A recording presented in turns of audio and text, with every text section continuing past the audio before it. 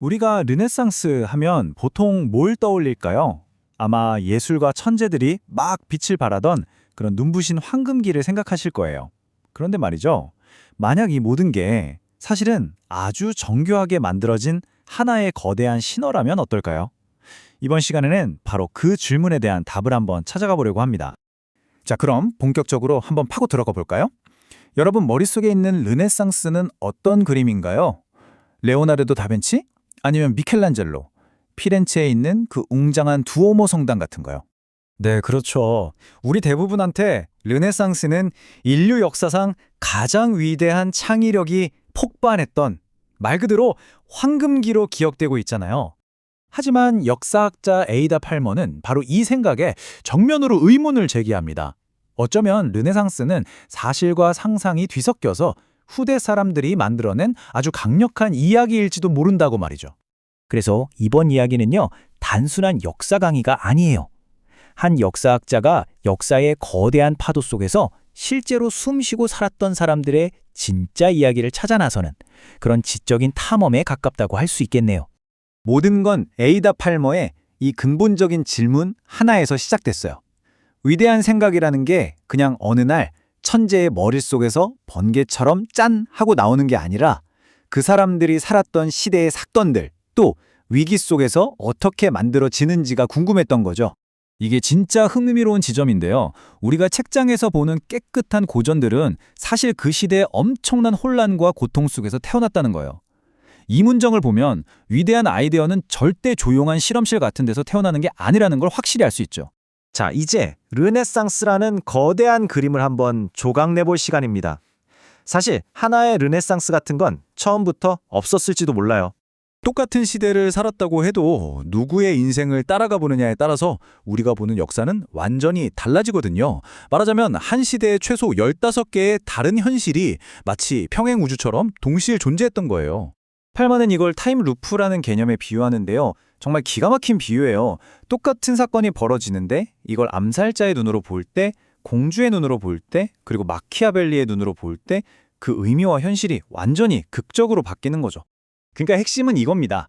우리가 르네상스에 대한 책 한 권을 딱 집어드는 그 순간 사실은 수많은 평행 우주 중에 하나를 믿기로 선택하는 거나 마찬가지라는 거예요. 각각의 이야기는 다 사실일 수 있지만 그 어떤 것도 완전한 진실은 아니라는 거죠. 그럼 이제 르네상스라는 개념이 도대체 어떻게 그리고 왜 만들어졌는지 그 속을 한번 들여다보겠습니다. 이 화면 한번 보세요. 진짜 명확하지 않나요? 심지어 같은 대학교 안에서도 영문학과에서는 르네상스를 16세기 셰익스피어의 시대로 보고요. 이탈리아 어문학과에서는 13세기 단테의 시대로 본다는 거예요. 시작점부터 무려 300년이나 차이가 나죠. 이것만 봐도 르네상스라는 게 얼마나 고무줄 같은 딱지인지 알 수 있습니다. 팔머의 이 말은 정말 핵심을 꿰뚫어요. 프랑스 혁명은 우리가 날짜를 콕 집어서 말할 수 있는 실제 사건이잖아요. 하지만 르네상스는 그런 구체적인 사건이라기보다는 하나의 아이디어, 후대에 만들어진 개념에 가깝다는 거죠. 그럼 이런 개념이 왜 필요했을까요? 생각해보면 간단해요. 황금기가 더 빛나려면 그걸 받쳐줄 암흑시대가 필요하거든요. 이렇게 나쁜 옛날과 좋은 지금으로 나누는 단순하고 만족스러운 이야기는 사람들을 설득하는데 아주 효과적인, 뭐랄까, 일종의 선전도구로 쓰였던 겁니다. 그리고 이건 그냥 옛날 얘기가 아니에요.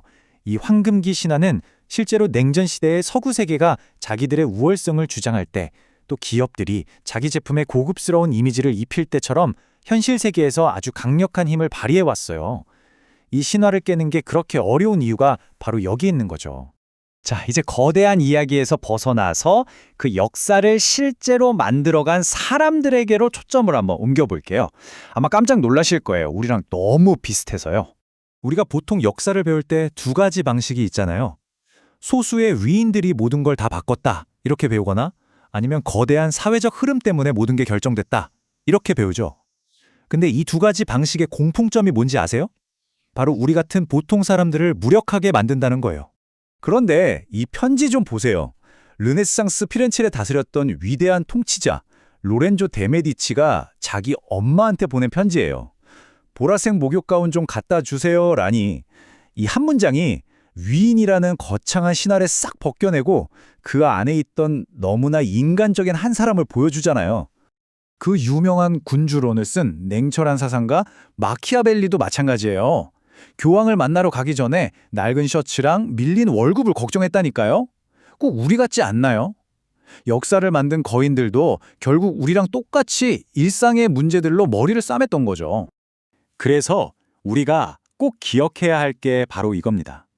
역사는 저 멀리 있는 초인들이나 보이지 않는 거대한 힘이 만드는 게 아니에요.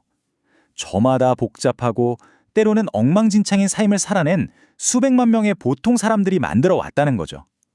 이 사실을 깨닫는 순간 우리는 우리 자신의 힘을 되찾게 됩니다.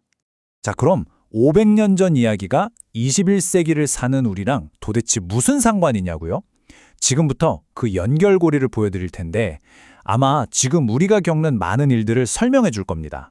바로 최초 채택자 효과라는 개념 때문이에요. 이게 뭐냐면요.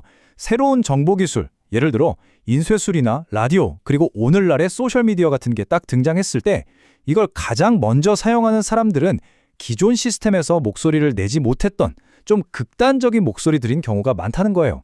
이 화면을 보면 그 패턴이 아주 명확하게 보입니다. 15세기에 인쇄술이 등장했을 때, 20세기에 라디오가 나왔을 때, 그리고 21세기에 소셜미디어가 퍼졌을 때 사회는 늘 똑같이 엄청난 공포와 격변을 겪었어요. 온 세상이 이상한 목소리로 가득 찬 것 같고 곧 종말이 올 것 같은 그런 느낌이요. 지금 우리가 겪는 이 혼란이 전례 없는 것 같지만 사실은 역사적으로 계속 반복되어 온 패턴의 일부일 뿐이라는 겁니다. 그래서 마지막으로 이 질문을 드리고 싶습니다. 만약 역사가 저 위대한 영웅이 아니라 목욕 가운을 걱정하고 낡은 셔츠를 부끄러워했던 우리 같은 평범한 사람들의 손으로 만들어지는 거라면 지금 이 시대를 살고 있는 바로 당신은 이 역사 속에서 어떤 역할을 하시겠습니까?